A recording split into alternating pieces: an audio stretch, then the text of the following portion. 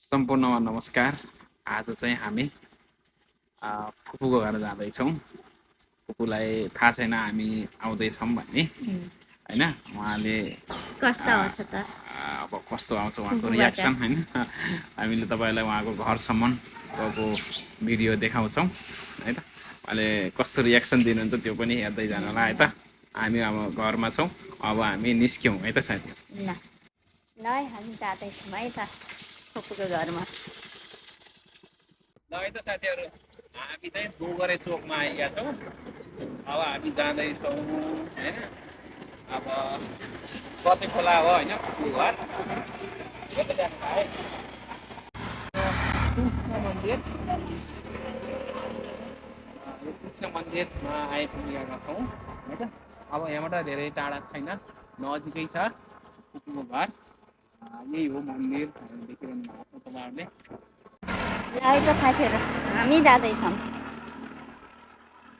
ल है त साथीहरू हामी फुपूको घर आइसक्यौँ। अब फुपूको घरमा कतिको रमाइलो हुन्छ कि के हुन्छ है।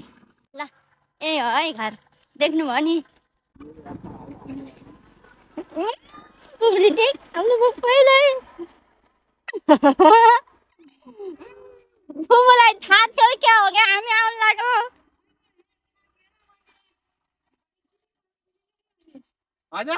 ल हामी आइपुग्यौँ है साथीहरू। फुपूलाई नभनेर आम भनेको त।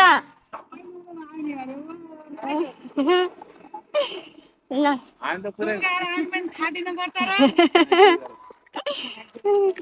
खै फोटो गरौँ। ल हामी आइसक्यौँ फुपूको घरमा।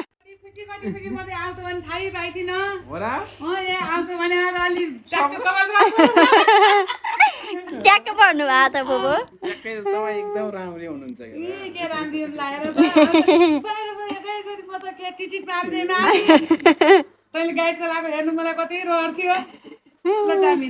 तपाईँको घर पनि अभागा मैत्री रहेछ, खुसी लाग्यो।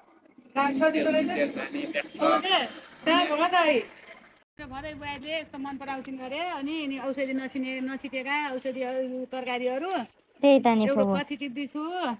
भइहाल्छ नि। कहिले मन त भन्छ नि मन त टिपिदिन्छु। अनि अरू के नजाने हो, अरू केही लाग्दैन फुपू, यस्तो छ अरू केही लाग्दैनौँ। यति भए हुन्छ अब। अनि फुपूको माया त धेरै छ क्या हामीलाई।